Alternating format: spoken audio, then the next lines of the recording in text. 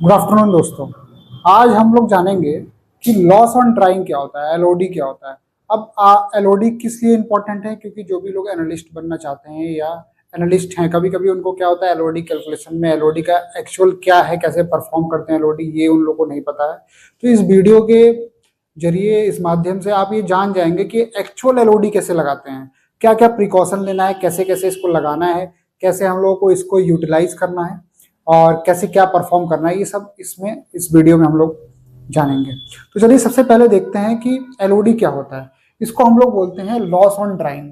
इसको simple Elodie लेके हम लोग क्या करते हैं, प्रोनाउंस करते हैं, क्योंकि बहुत ज्यादा लॉस ऑन ड्राइंग बोलेंगे तो बहुत बड़ा हो जाता है।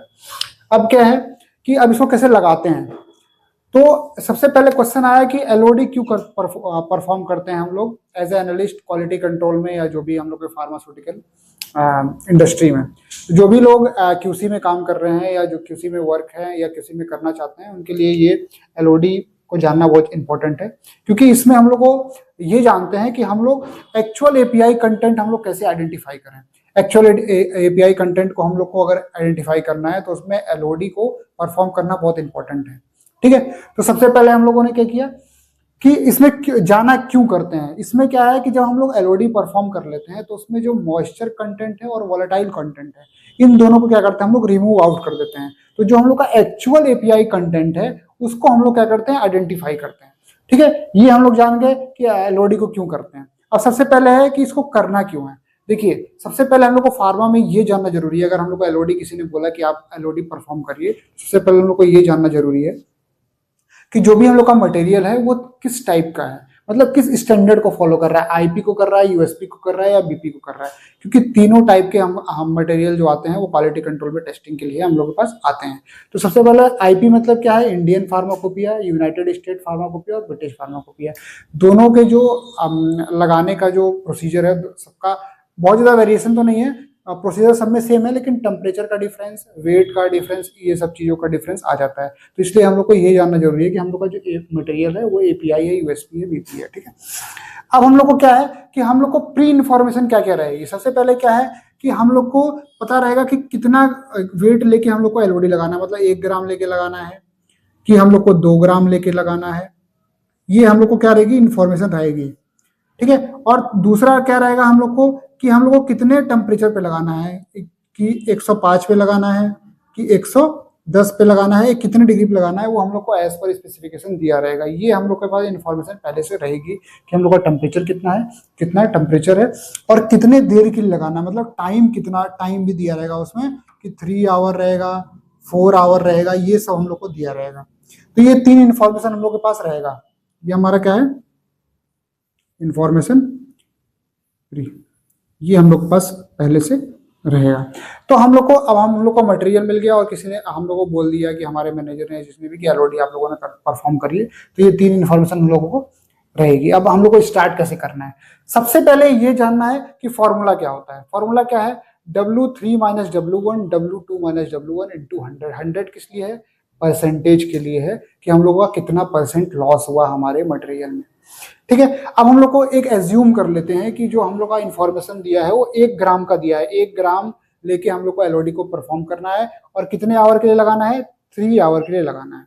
ठीक है, अब हम लोग को ये भी जानना है कि कौन कौन से हम लोग के इक्विपमेंट लगेंगे। इसमें इंपॉर्टेंट है कौन कौन सा। सबसे पहले क्या है, बैलेंस हम लोग के पास होना चाहिए, एनालिटिकल बैलेंस।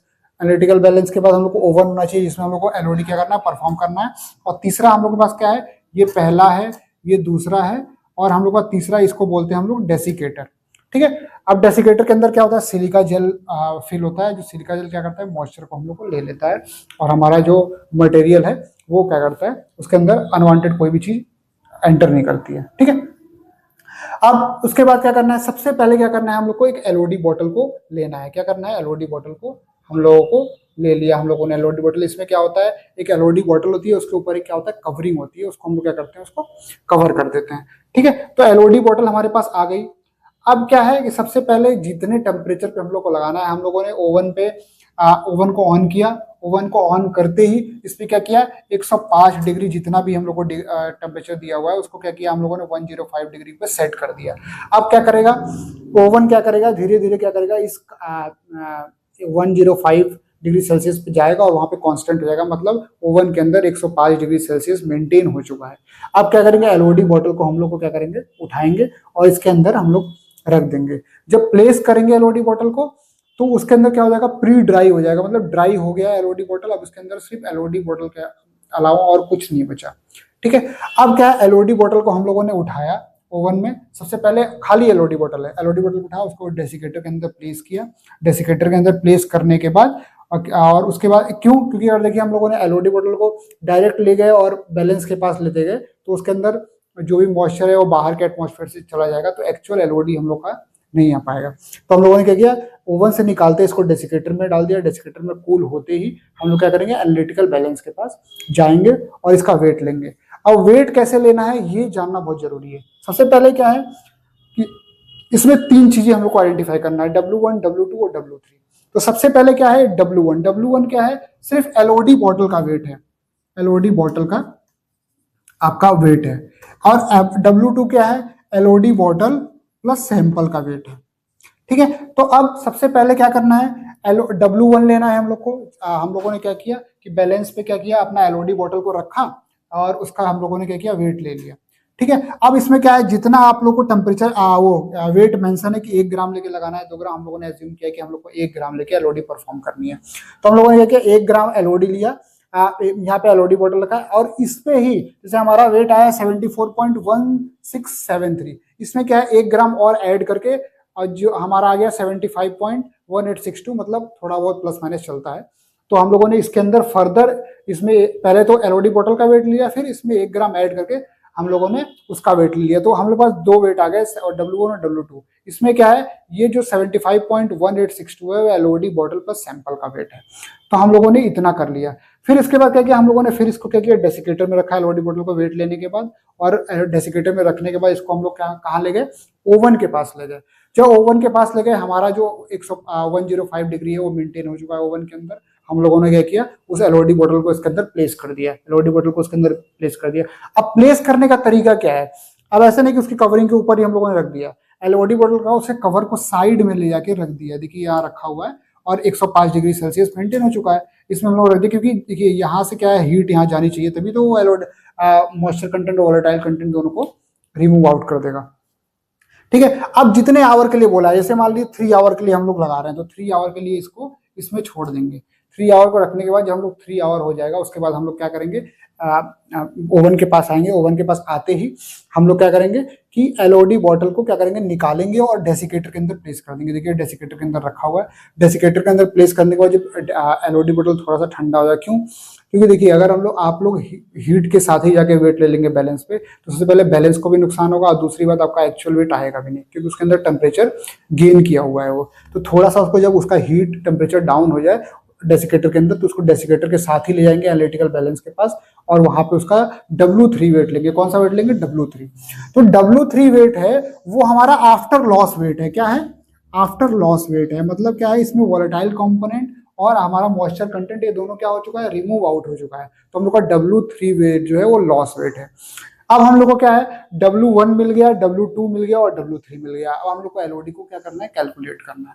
तो अब एलओडी को कैलकुलेट करने के लिए हम लोग W3 माइनस W1 जो हमारा लॉस वेट है, अब ये भी याद रखिए, कभी कभी चेक करने के लिए आपका जो W2 वेट है वो हमेशा W3 वेट जो है वो हमेशा कम आएगा W2 वेट से, मतलब W2 वेट हमेशा ज्यादा रहेगा। क्योंकि देखिए W2 वेट क्या है, सैंपल और एलओडी का वेट है और इसमें से ही तो लॉस हुआ है सैंपल, तो W3 वेट हमेशा क्या आएगा, कम आएगा W2 से।